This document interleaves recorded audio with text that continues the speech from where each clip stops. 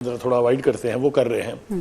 میرا جواب اس کے بارے میں یہ ہے کہ سیاست تو سبھی کر رہے ہیں, چاہے وہ ادارے ہیں, چاہے وہ حکومت ہے, چاہے وہ اپوزیشن ہے. ابھی یہ جو بات آپ نے کی ان کی صحت کے حوالے سے, خاص طور سے ان کی آنکھ کی بینائی کے حوالے سے, اس کے اوپر بھی مختلف لوگوں کے مختلف آراء ہیں. صحیح. دیکھیے کچھ نہ کچھ کہیں نہ کہیں بدل ضرور گیا ہے. اب میں اس کو نہ تو این آر او کا نام دے رہا ہوں, نہ مجھے دینا چاہیے, نہ ہی کسی اور کو دینا چاہیے, لیکن کچھ رویوں میں تبدیلی آئی ہے جو بہت سگنیفیکنٹ ہے. بات آپ شروع کر لیں اس کی, یعنی ایپیکس کمیٹی کی جو میٹنگ ہوئی تھی پشاور میں, جی جس میں تمام تر ماضی کے ریکارڈ کے برعکس چیف منسٹر صاحب بھی پہنچ گئے وہاں پر, وہاں فوجی قیادت بھی تھی, وہاں پر سیاسی قیادت بھی تھی, انٹیریئر منسٹر صاحب بھی بیٹھے ہوئے تھے. تو کہنے کا مطلب یہ ہے کہ وہ چیزیں جو پہلے قابل قبول نہیں تھی وہ سب اب قابل قبول ہو گئی ہیں. وہ شہداء جو ہیں فوج کے, ان کے گھروں میں جا کے تعزیت بھی کرنے لگ گئے ہیں. انہوں نے یہ اعلان بھی کر دیا ہے کہ آئندہ تمام سیکورٹی اداروں کے ساتھ مل کے جو ہے وہ دہشت گردی کا خاتمہ کیا جائے گا. یہ بہت ساری باتیں جو ہیں یہ بہت سگنیفیکنٹ ہے کہ واٹ ہیز چینجڈ. صحیح. میرا خیال یہ ہے کہ وہ جو ریٹرک تھی کہہ لیجیے, یا جو ان کا مستقل بیانیہ تھا کہ سیاستدانوں سے بات اس لیے نہیں ہو سکتی کہ وہ سارے چور ہیں, وہ سارے ڈاکو ہیں. آپ نے دیکھا ایک دفعہ کوشش بھی ہوئی, 3 راؤنڈز ہوئے تھے نیشنل اسمبلی کے اسپیکر کے چیمبر میں, لیکن پھر آخری لمحے کے اوپر کیا ہوا تھا وہ بھی آپ کے سامنے ہے. کہنے کا مطلب یہ ہے کہ کہیں نہ کہیں مجھے یوں لگتا ہے کہ بات واپس بیک ٹو اسکوئر ون آ گئی ہے کہ کچھ نہ کچھ ہوگا ضرور. بانی پی ٹی آئی کے جیل سے نکلنے کے اتنے روشن امکانات پہلے کبھی نہیں تھے جتنے آج ہیں.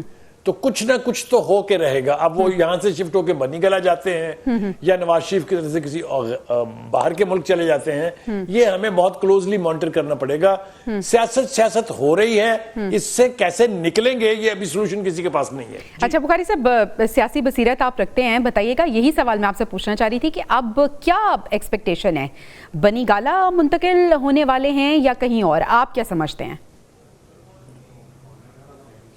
دیکھیے میں نے آپ سے جیسا عرض کیا کہ اتنے آثار مثبت پہلے کبھی نہیں تھے جتنے اب تھے. تو کیا وجہ بنی بخاری صاحب, ویسے وجہ کیا بنی اس کی؟ دیکھیے میں بہت کیلس سا ویو ہے لیکن میں شیئر کروں گا آپ کے ساتھ. وہ یہ کہ پہلے تو اسٹیبلشمنٹ نے اور حکومت نے مل کے گیج کی کہ پی ٹی آئی کی سٹریٹ پاور ہے کتنی. وہ 26 نومبر کے بعد سے جس طریقے سے فزل آؤٹ ہوئی, جس طریقے سے بے پناہ مرتبہ کالز دینے کے باوجود لوگ باہر نہیں نکلے, that is what the establishment always wanted کہ پہلے یہ دیکھ لیں کہ ان کی سٹریٹ پاور ہے کتنی. صحیح. جب انہوں نے دیکھا کہ وہ ودر اوے ہو رہی ہے, کم ہو رہی ہے, اور ساتھ ہی ساتھ آپ نے دیکھا کہ صحت کو لے کے سپریم کورٹ کا بیچ میں آنا اور اس طرح کے یعنی احکامات جاری کرنا, یہ بھی ایک انڈیکیٹر لوگ قرار دے رہے ہیں.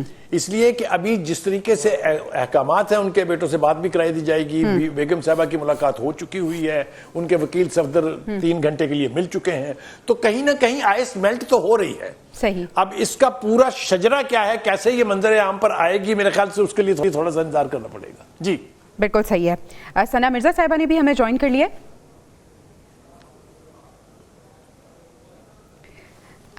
ثنا صاحبہ, thank you so much for joining us. Sana صاحبہ, بانی پی ٹی آئی کی صحت سے متعلق ہم بات کر رہے ہیں. بانی پی ٹی آئی کی صحت کو لے کر خاصی تشویش پائی جا رہی ہے.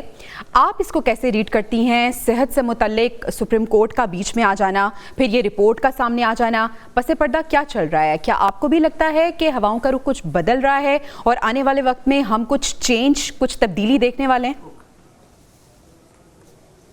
تبدیلی کے نام کے اوپر تو بڑے سال ہم نے ضائع کر دیے, اور مجھے بخاری صاحب ایسے میرے پسندیدہ لوگوں میں سے ہیں جو کہ اپنا تجزیہ دیتے ہیں. بڑی انٹرسٹنگ بات انہوں نے اپنی گفتگو کے آخر میں کہی کہ برف پگھل رہی ہے, مگر میرا خیال ہے کہ برف جو ہے وہ غالباً فریزر میں رکھی ہے کیونکہ جو پگھلنے کی رفتار ہے وہ انتہائی سست ہے.